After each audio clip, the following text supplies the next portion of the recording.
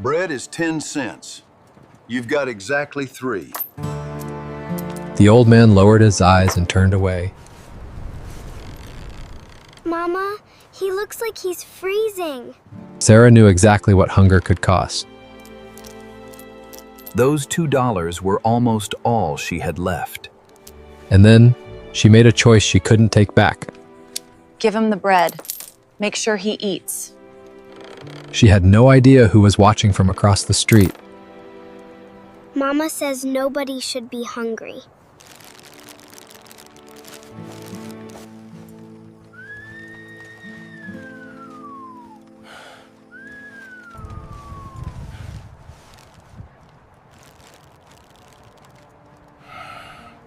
The wind did not just blow across the high plains of Cheyenne, Wyoming. It screamed, "Wah!" It was the bitter autumn of 1894. The air was thick with the scent of impending snow and the sulphurous bite of coal smoke. Sarah held her daughter's hand with a grip that turned her knuckles white. Inside her threadbare pocket, 2 silver dollars clinked together. They were almost all she had left in the world. 2 coins, 1 for bread, 1 for the tiny flicker of hope she still carried. Economic depression had gripped America like a fever that refused to break. The panic of 1893 had turned into a long, suffocating nightmare. Railroads were collapsing into bankruptcy. Banks were slamming their heavy iron doors in the faces of desperate men. The silver mines, once the heartbeat of the West, had gone silent. Thousands of families were left with empty pockets and hollow eyes. In Cheyenne, once proud frontier families were struggling through the hardest downturn of their lives. Sarah felt the crushing weight of that silence every single night. She was 40 years old. She was a widow who had buried her husband, James. 2 long winters ago, James had been a good man, a master carpenter with steady, calloused hands. He could build a home that could withstand any Wyoming gale. But the hard times did not care about a man's character. The world did not care about his skill or his kindness. Now, Sarah lived in a drafty shack on this jagged edge of town.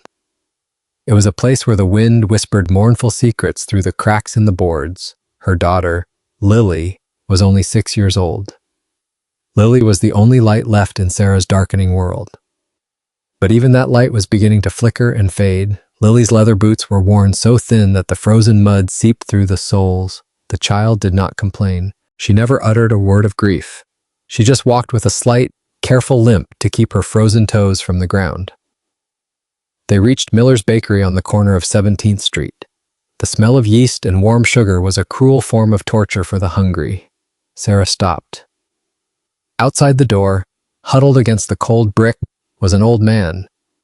He looked like a ghost made of rags and prairie dust. He was nearly 70. His beard was a tangled nest of white and gray. His eyes were clouded with the haze of a mind that had wandered too far. He clutched a battered hat to his thin, shaking chest. His fingers were stiff and reddened from the early frost. Sarah watched him approach the counter inside. He moved with the hesitation of a man who expected to be struck. He held out a few tarnished copper pennies. They were worthless in a world where a loaf of bread cost more than a man's dignity. Mr. Miller, the baker, was a man hardened by the economic collapse. He did not look at the old man's weathered face. He only looked at the meager pennies on the counter. "I told you yesterday, old man," Miller's voice boomed. This isn't a charity ward for the shiftless. Bread is 10 cents. You've got exactly 3. The old man's shoulders slumped. He did not argue. He did not beg for mercy. He simply turned around to face the biting Wyoming wind again. He shuffled back outside and stopped beneath the bakery awning. He was shivering so hard his bones seemed to rattle. Sarah felt a sudden, sharp pain in the center of her chest. It was not hunger. It was the devastating sight of a human soul being discarded like trash. In a world where so many had lost everything, sometimes the poor were the only ones who still noticed each other. She looked down at Lily. Lily was staring at the old man with wide, watery eyes. "Mama," the girl whispered softly. "He looks like he's freezing from the inside out." Sarah reached into her pocket. The 2 silver dollars felt like a fortune in her palm. They were supposed to buy a sack of flour. They were supposed to buy a bit of salt pork to keep them alive for a week. but she looked at the old man's shaking, reddened hands. She remembered the great blizzard of 1886. That storm had killed thousands of cattle and stranded men across the open range. The big die-up had changed the West forever. This man looked like a survivor of that storm who had never found his way back. Sarah felt a surge of something stronger than fear. She stepped into the bakery. The bell above the door rang with a sharp, silver tone. "Mr. Miller," Sarah said. Her voice was as steady as the granite mountains. She placed both silver dollars firmly on the wooden counter. The sound of the heavy metal hitting the wood was loud and clear. It sounded like a strike of a gavel in a courtroom of heaven. "Give him the bread," she commanded, "and put the rest toward food for him whenever he comes back." Mr. Miller stared at the coins. He looked at Sarah's frayed, thin shawl. He looked at Lily's ruined, muddy shoes. "Sarah, that's nearly $2, Miller said. His voice softened just a fraction. "I know," she replied. "Make sure he eats." She waited until the loaf was wrapped in thick, brown paper. She took the warm bundle and handed it gently to Lily. "Go on, sweetheart," Sarah whispered. Lily walked out to the wooden boardwalk. She held the bread out like it was a holy relic. The old man stared at her in disbelief. He looked from the small child to the warm bread. Then he looked up at Sarah. A single tear tracked through the deep lines of his weathered face. He took the bread with trembling fingers. "For me," he rasped. His voice sounded like dry leaves skittering over cold stone. "Mama says nobody should be hungry when we have something to give," Lily said. She stood tall despite her broken shoes. The old man took a small bite of the warm bread. He closed his eyes as the warmth hit his tongue. "God bless you, little angel," he whispered. "God bless your mother's brave heart." Sarah stood in the doorway. Her pockets were completely empty. Yet, she felt lighter than she had in many years. Across the street, a man stood in the deep shadows of the livery stable. His name was Thomas Vance. Thomas was 30 years old. He owned one of the largest ranches in Wyoming. He was a man who understood the language of power. He had been watching the exchange from across the street, first with curiosity, and then with growing disbelief. He saw the widow's sacrifice. He saw her give away her last hope for a stranger. But then, he looked closer at the old man. The old man turned his head to avoid a gust of wind. The evening light caught a jagged, white scar above his left eyebrow. Thomas felt the entire world tilt on its axis. His heart hammered against his ribs like a trapped bird. He knew that specific scar. He had seen his father get that scar from a rogue stallion 20 years ago. His father was Henry Vance, the man who had gone out into the white hell of the 1886 blizzard. He had gone out to save a single lost calf. I was the man who had never returned. For 8 agonizing years, Thomas had lived with a hole in his soul. He had searched for months after the storm subsided. He had eventually put up a granite headstone in the family plot. He had spent years mourning a ghost. But there his father was, broken, starving, his memory fractured by years of hardship. Thomas wanted to scream at the sky. He wanted to run across the street and fall at his father's feet, but his legs would not move. I watched the widow take her daughter's hand. He watched them walk away into the gathering dark. They were heading toward the shacks near the railroad tracks. Thomas signaled to his lead ranch hand. Silas, find out where that woman and her daughter live," Thomas ordered. His voice was a raw, emotional whisper. "Ask quietly if they need food, firewood, or medicine, and do not embarrass her." Silas nodded once and vanished into the deepening shadows. Thomas then stepped out into the thick mud of the street. He walked toward the old man who was eating bread. The sun was setting, casting long, amber shadows across Cheyenne. The wind bit at Thomas's expensive leather coat. He stood in front of the man who was eating like it was his last meal.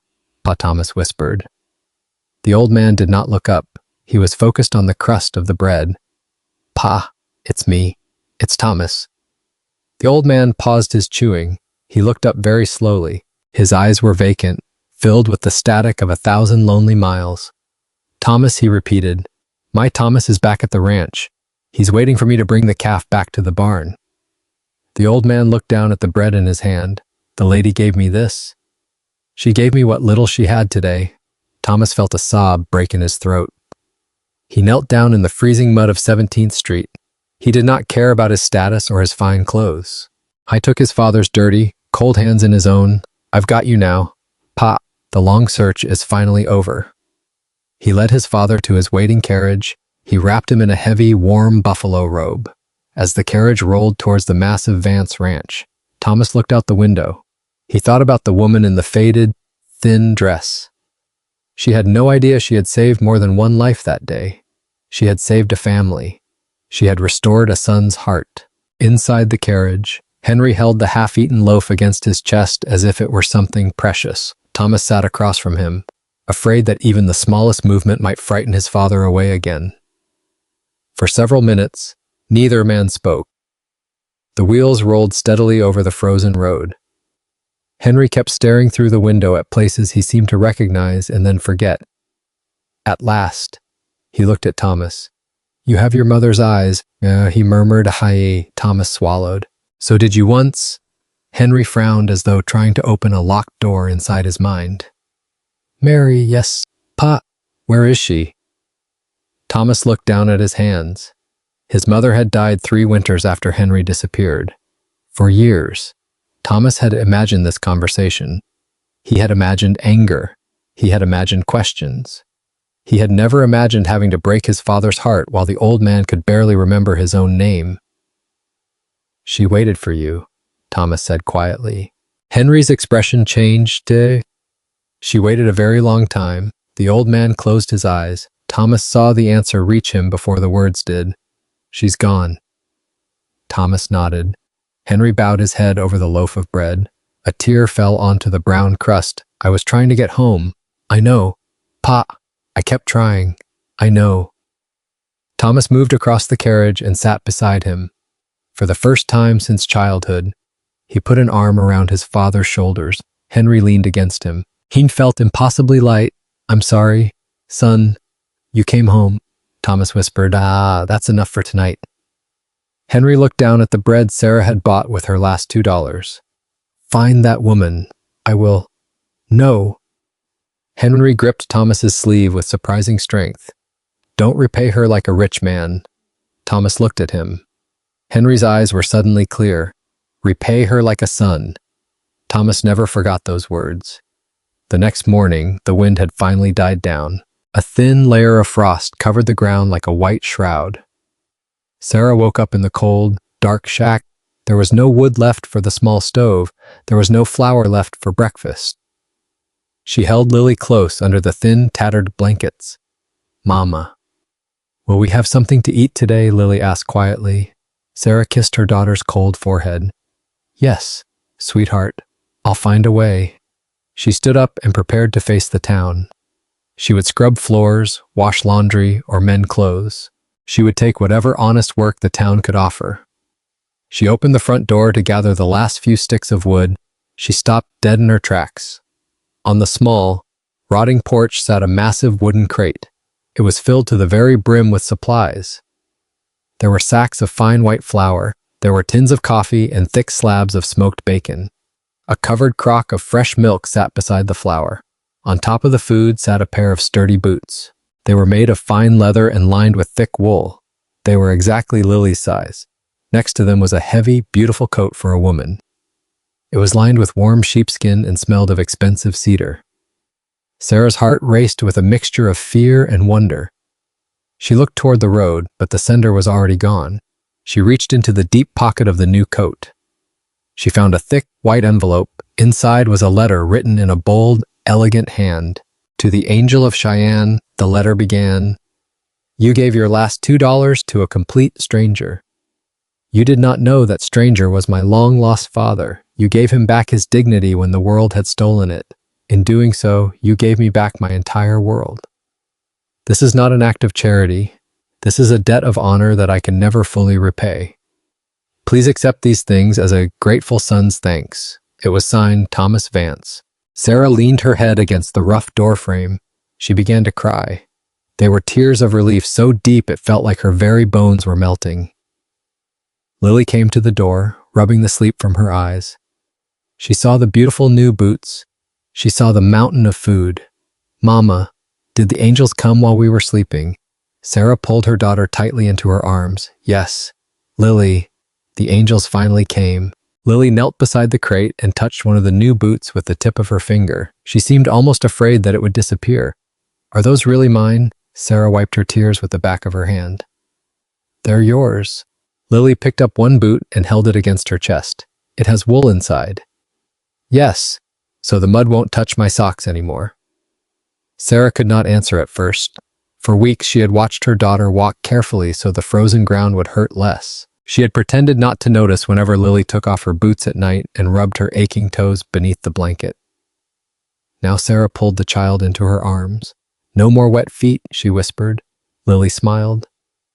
It was not the excited smile of a child receiving a pretty gift. It was the relieved smile of a child who had learned far too young what cold and hunger meant. Sarah helped her put the boots on. Lily stood. She took 3 slow steps across the porch, then 5, then she laughed. Mama, they don't hurt. Sarah covered her mouth. Lily ran across the little yard simply because she could. For the first time in months, there was no careful limp, no wince, no pretending. Sarah watched her daughter run until tears blurred the entire world. Then she looked again at Thomas Vance's letter. She still did not like owing anyone. James had taught her to accept responsibility before accepting charity. But looking at Lily's new boots, Sarah understood something else. Pride was important. A child's safety was more important. She folded the letter carefully and placed it beside James's old Bible. I will repay this kindness somehow, she whispered. She did not yet know that Thomas Vance had no intention of asking for repayment. A week later, a polished carriage pulled up to the shack. Thomas Vance stepped out into the crisp morning light. His face was lined with a new, profound kind of peace. Sarah stood on the porch, wearing the new sheepskin coat. Lily was running happily in the yard. She was laughing as she chased a loose autumn leaf. Mr. Vance, Sarah said, I don't even know how to begin to thank you. Thomas removed his hat with a respectful nod. I should be the one thanking you, Sarah. My father is finally home. He is resting by the fire, safe and warm.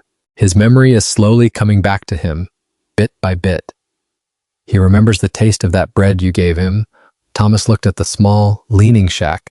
My father needs someone patient to sit with him while he recovers. I would like to hire you to help care for him. It would include a real salary and a private cottage on the ranch.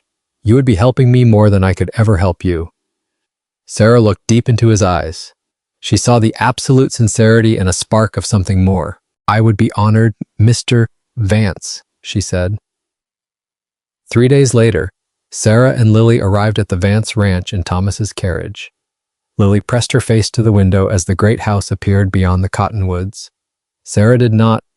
The closer they came, the more nervous she became. She had spent years learning how to survive with almost nothing. She did not know how to behave around people who seemed to have everything. Thomas noticed her hands twisting together in her lap. You don't have to impress anyone here. Sarah looked at him. Easy for the owner of the place to say.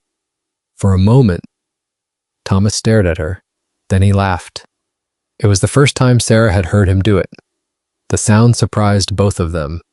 Inside the house, Henry sat beside a wide stone fireplace beneath a heavy buffalo blanket. His beard had been trimmed, his face was still thin, but some color had returned to his cheeks. When Sarah entered, he stared at her. Thomas stepped closer to his father. Pa, do you remember Sarah?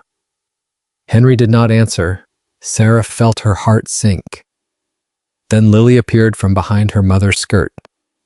Henry's eyes moved to the little girl. He stared at the pink ribbon in her hair. Then his gaze fell to her hands. His face changed. The bread girl.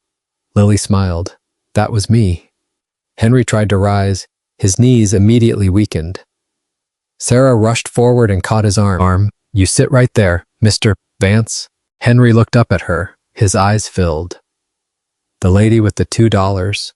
Sarah smiled gently. It was only bread. No.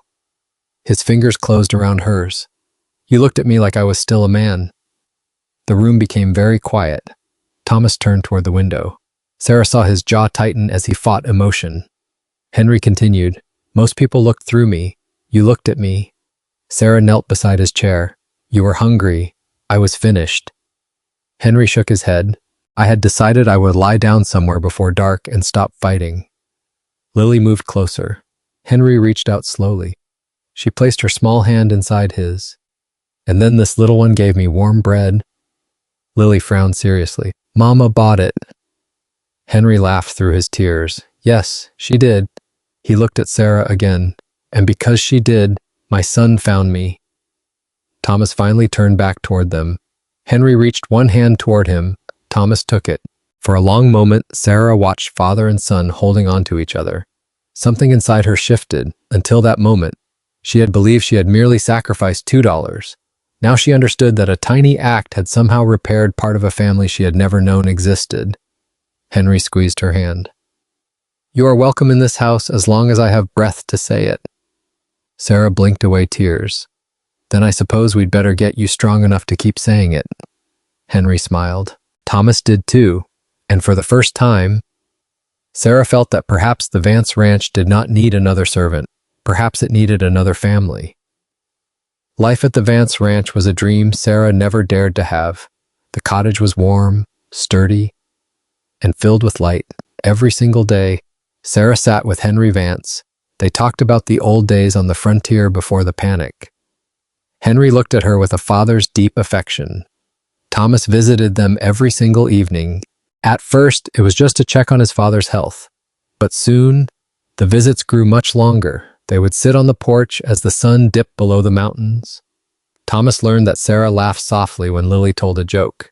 He noticed how she went quiet whenever someone mentioned the past. Sarah learned that beneath Thomas's stern reputation was a gentleman. He still checked on his father every night before he went to bed. He had more respect for Sarah than any woman he had ever met. The respect grew quietly. It did not arrive like lightning. It grew through ordinary days. Thomas saw Sarah rise before sunrise to prepare Henry's tea. He saw her sit patiently through the same story 3 times when Henry forgot he had already told it. She never corrected him harshly. She simply smiled and listened again.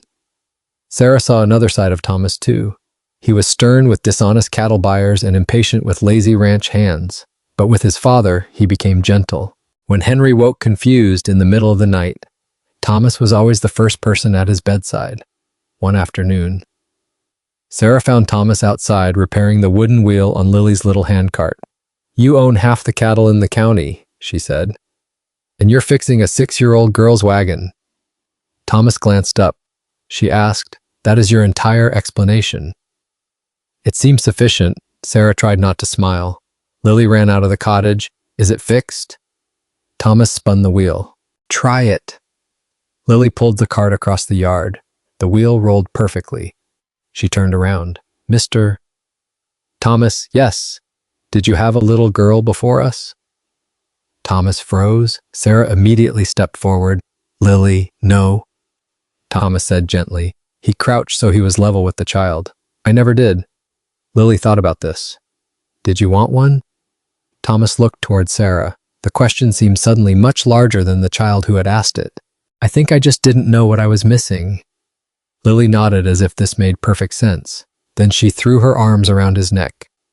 Thomas went completely still. Sarah saw surprise cross his face, then something softer. He slowly hugged Lily back.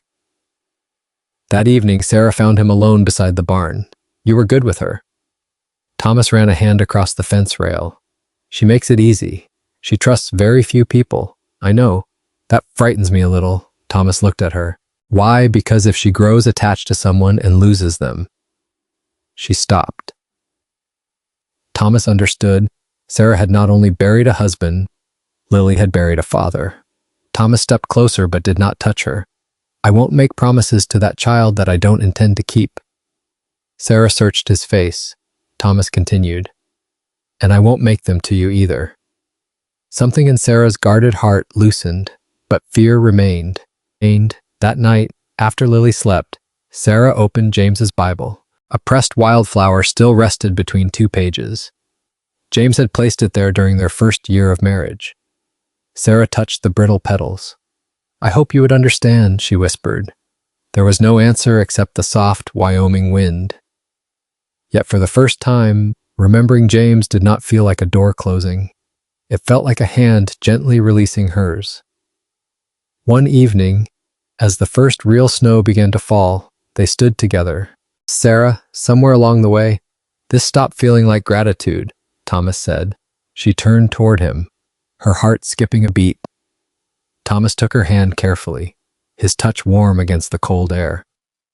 "I look for you every time I come home from the range. I listen for Lily's laughter in the yard. For the first time in 8 years, this ranch feels like a home again." He drew a slow, nervous breath. "I love you, Sarah. If your heart can make room for me, I want you to be my wife." Sarah felt her breath catch in her throat. The ghost of her past losses seemed to vanish in the warmth of his gaze. "Thomas, our lives were worlds apart just months ago." "Not anymore," he said softly. Sarah lowered her eyes to their joined hands. For a moment, Thomas feared he had asked too much. "I love James," she said. "I know, a part of me always will." Thomas nodded. "I would never ask you to erase him." Sarah looked up. "What if I am afraid, then be afraid." She blinked. Thomas gave her hand a gentle squeeze. "Courage doesn't mean you stop being afraid, Sarah. It means you choose what matters more." She laughed softly through the tears gathering in her eyes. "That sounds like something I would say. I may have learned it from someone." The snow landed in his dark hair. Sarah studied the man standing before her. He had never asked her to become less strong. He had never asked Lily to forget her father. An had never tried to purchase her affection with his wealth. Instead, he had given her work, respect, time, and a place where she had slowly begun to breathe again. "What happens if I say yes?" Thomas smiled. "Tomorrow, I still check cattle. You still make my father drink medicine he claims tastes like fence paint. Lily still leaves wooden horses on every staircase, and we figure out the rest together." Sarah laughed. A real laugh. It echoed across the snowy yard. Thomas's smile faded into something tender. So Sarah stepped closer. She rested her free hand against his chest, beneath her palm. His heart was beating almost as quickly as hers. "Yes." Thomas closed his eyes for half a second. "Say it again." "Yes, Thomas, oh." Her voice was stronger now. "I will marry you." He did not kiss her immediately. Instead, he touched his forehead gently to hers. "Thank you. For what? For choosing us." From inside the house came the unmistakable sound of Henry knocking over his walking cane. Then his voice boomed through the doorway. "If she said yes, stop standing in the snow and bring her inside." Sarah burst into laughter. Thomas shook his head. His memory improves at the most inconvenient moments. Henry shouted again. I heard that too for the first time in years. The Vance house rang with the sound of a family laughing together. They were married the following spring. The wildflowers were blooming in a riot of color across the plains. The entire town of Cheyenne came to the wedding. Even Mr. Miller, the baker, brought a beautiful white wedding cake. He did not charge a single cent for it. Henry stood beside Thomas at the front of the little church. He walked with a cane now, but he stood straight and proud. When Sarah appeared at the end of the aisle, Henry leaned toward his son. "Don't you dare cry before she gets here." Thomas kept his eyes forward. "You're already crying." "Pa, that is age." "Of course." Lily walked ahead of her mother carrying a small basket of prairie flowers. She scattered far too many in one place and almost none in another. No one cared. When she reached Thomas, she whispered loudly enough for the first 3 rows to hear, "You look scared." The congregation laughed. Thomas bent slightly toward her. "I am." "Don't be." Lily took his hand. "Mama already said yes." Sarah heard her and smiled through her tears. When she finally reached Thomas, Henry placed Sarah's hand into his son's. His voice shook. "Take care of each other. We will," Thomas promised. Henry looked at Sarah, "And thank you for bringing my boy home too." Sarah understood exactly what he meant. Thomas had found his father that autumn. But in another way, Sarah and Lily had found Thomas. After the ceremony, Lily ran between them through a shower of flower petals. Thomas caught her and lifted her into his arms. Sarah watched her daughter wrap both arms around his neck. There was no hesitation anymore. No fear that loving someone new meant betraying someone lost. That evening, Henry raised a glass at the reception. To $2, he said. The room became quiet. Most men would call $2 a small amount. I know better. I have seen $2 feed a starving man. I have seen $2 reunite a father and son. And I have seen $2 turn strangers into a family. He lifted the glass toward Sarah. May none of us ever become so rich that we forget what a small kindness can buy. Years later, Sarah would remember that toast when she and Thomas opened the bread of life. They agreed on one rule before the doors ever opened. No hungry person would be humiliated for being poor. No child would be turned away because a parent could not pay. And no old man would ever have to count 3 pennies beneath the eyes of an indifferent town again. 10 years later, one winter afternoon, a woman walked into a mission in town. The sign above the door read, "The Bread of Life." The woman was shivering, holding a small boy by the hand. She looked desperate, terrified, and lost. Sarah Vance walked up to her. She did not offer a lecture or a judgment. She simply handed the woman a warm, fresh loaf of bread. "This is for you," Sarah said with a smile. The woman looked down with tears in her eyes. "I can't pay you for this, ma'am." Sarah leaned in and whispered into her ear, "It has already been paid for. It was paid for by a widow's last 2 silver dollars. Just remember to be kind whenever you have the chance, because kindness always finds its way back home." Thomas stood at the back of the room, watching his wife. There were threads of silver at his temples now, but he still looked at Sarah with the same wonder he had felt years ago. Lily was grown now, helping wrap warm loaves for the hungry. Sarah reached for Thomas's hand as they walked out into the snow. The Wyoming wind still howled, but it no longer sounded mournful. It sounded like a song of survival and grace. Sarah had once believed those 2 silver dollars were all she had left. She understood now that what she gave away had become her everything. Thomas squeezed her hand. Behind them, Lily laughed as she wrapped another warm loaf for a hungry family. Outside, snow covered the streets where their story had begun. Inside, there was enough warmth to share.